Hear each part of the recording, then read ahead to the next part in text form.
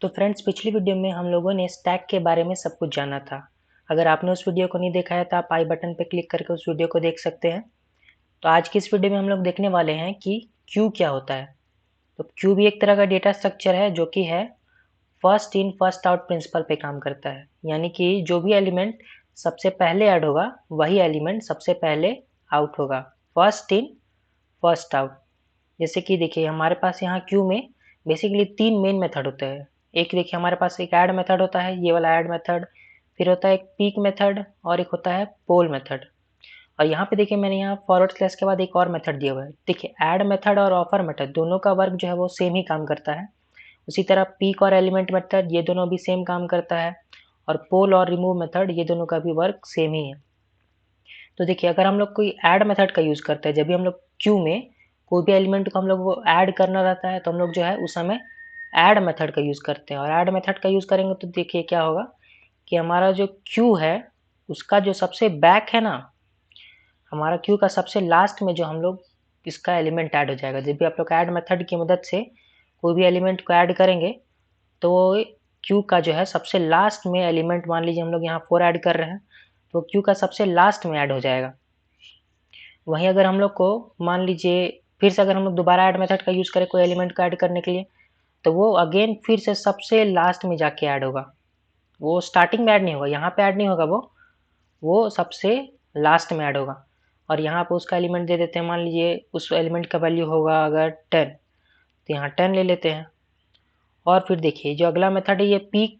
तो peak method हम लोग को बताता है कि जब सबसे स्टार्टिंग में एलिमेंट ऐड किया गया था वो क्या था। तो अगर हम लोग पीक मेथड का यूज़ करेंगे तो वो जो है हम लोग को, देखिए मैं यहाँ पे चेंज कर लेता हूँ, अगर हम लोग जो है पीक मेथड का यूज़ करेंगे तो हम लोग को जो सबसे स्टार्टिंग में क्यू का जो एलिमेंट होगा उसका वैल्यू रिटर्न करेगा। अगर यानी कि अभी जो करंटली क्यू है अगर उस पर हम लोग पीक मेथड को यूज़ करें तो वो हम लोग को क्या रिटर्न करेगा, 6 रिटर्न करेगा। और ये पीक मेथड की तरह सेम ही एलिमेंट मेथड है। अगर हम लोग एलिमेंट मेथड का भी यूज़ करेंगे तो भी ये हम लोग को जो है सबसे स्टार्टिंग में जो हम लोगों ने एलिमेंट को ऐड किया था उसका वैल्यू को रिटर्न कर देगा। लेकिन अगर हम लोग पोल मेथड का यूज़ करेंगे तो ये क्या करेगा, ये जो हम लोग का सबसे स्टार्टिंग में जो एलिमेंट होगा यानी कि जो एलिमेंट को हम लोगों ने सबसे पहले ऐड किया होगा ये उसको जो है वो इस क्यू से हटा देगा। और क्या करेगा, ये फिर हम लोग को उसका वैल्यू जो है वो रिटर्न कर देगा। तो हम लोग का स्टार्टिंग एलिमेंट का वैल्यू क्या था 6, तो ये उसको रिटर्न कर देगा। और अगर हम लोग दोबारा से पोल मेथड या रिमूव मेथड दोनों में से कोई भी एक यूज़ करते हैं तो ये दोबारा से इस क्यू में आएगा और देखेगा जो सबसे स्टार्टिंग में एलिमेंट है यानी कि ये हमारा जो 8 है ये फिर इसको भी रिमूव कर देगा। यहाँ से जो है ये इसको यहाँ से हटा देगा इस क्यू से।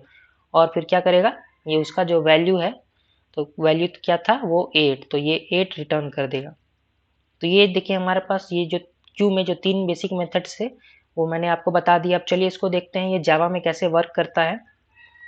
तो चलिए हम लोग इंटेलिजेंट आइडिया में चलेंगे और फिर देखते हैं कि ये जावा में कैसे हमारा क्यू जो है काम करता है, उसको कैसे क्रिएट कर सकते हैं और सारे मेथड जो अवेलेबल है क्यू के लिए वो सब हम लोग चेक करते हैं। तो देखिए मैंने यहाँ इंटेलिजेंट आइडिया खोल रखा है। अब यहाँ पे हम लोग को देखिए सबसे पहले क्यू को कैसे क्रिएट करते हैं ये देखते हैं। क्यू को क्रिएट करने के लिए हम लोग को लिखना पड़ेगा क्यू, और क्यू में जो हम लोग एलिमेंट डालने वाले हैं उसका डेटा टाइप क्या होने वाला है। चलिए मान लीजिए हम लोग इंटीजर एलिमेंट डालने वाले हैं तो यहाँ लिखते हैं integer, queue of type integer. Name ले लेते हैं इसका Q U E U queue equal to.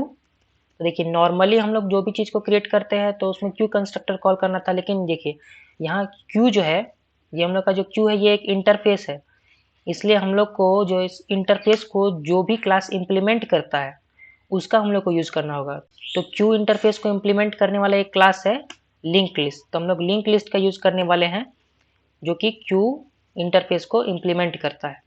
देखिए हम लोगों ने यहाँ 2 चीज़ इंपोर्ट किया है, java.util.q, ये क्यू इंटरफेस को इंपोर्ट किया और java.util पैकेज से लिंक लिस्ट क्लास को भी इंपोर्ट किया है।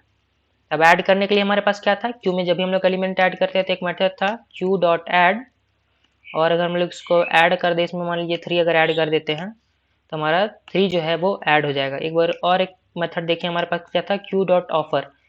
दोनों मेथड की मदद से हम लोग जो है एलिमेंट को ऐड कर सकते हैं। तो ऑफर मेथड की मदद से हम लोग एक एलिमेंट ऐड कर देते हैं और फिर यहाँ पे क्यू को प्रिंट करवा लेते हैं क्यू यू ई यू ई, और फिर एक बार यहाँ पे रन करते हैं।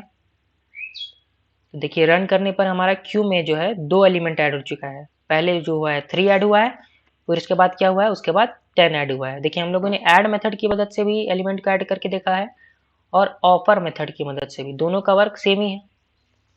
अब चलिए देखते हैं, हम लोग एक और ऐड कर देते हैं ऐड मेथड की मदद से, क्यू डॉट ऐड, और यहाँ पे ऐड कर देते हैं 30। अब देखिए अगर हम लोग यहाँ पे SOUT में अगर हम लोग पीक करके देखें, जो हमारे पास पीक मेथड था, क्यू डॉट अगर हम लोग पीक करते हैं तो देखिए हम लोग को ये क्या रिटर्न करता है। क्यू डॉट जो पीक है ये हम लोग को क्या रिटर्न करेगा, एक बार देख लेते हैं इसको।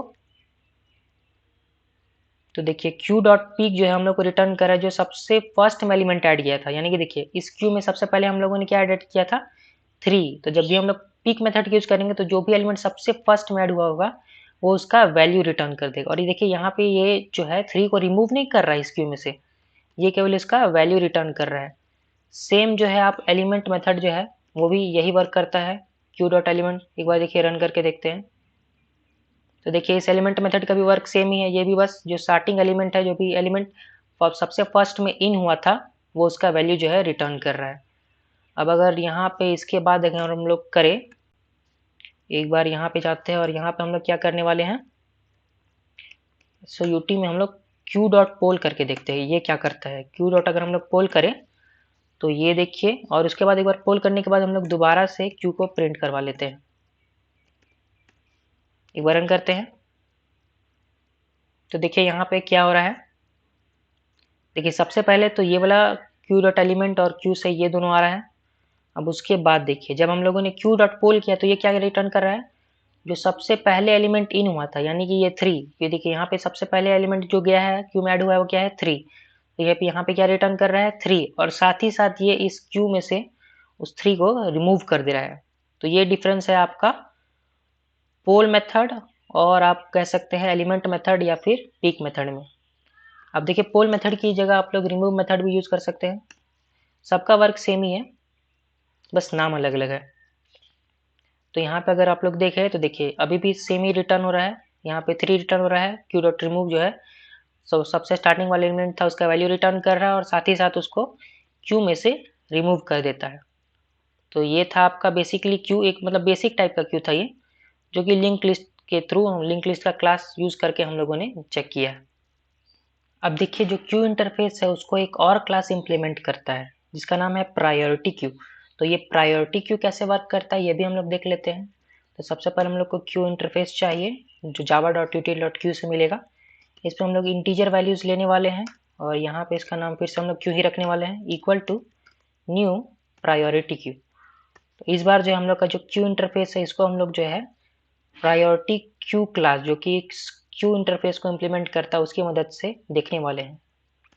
तो इसमें देखिए हम लोग सबसे पहले ऐड कर लेते हैं क्यू में एलिमेंट। तो क्यू डॉट हम लोग ऐड अगर करते हैं यहाँ पे, चलिए पहले 3 ऐड करते हैं, फिर क्यू में ऐड करते हैं हम लोग यहाँ पे 20 ऐड कर देते हैं, फिर एक और ऐड करते हैं क्यू डॉट ऐड, यहाँ पे इस बार 1 ऐड करते हैं, फिर एक और ऐड करते हैं क्यू डॉट ऐड, और यहाँ पे इस बार 2 ऐड करते हैं।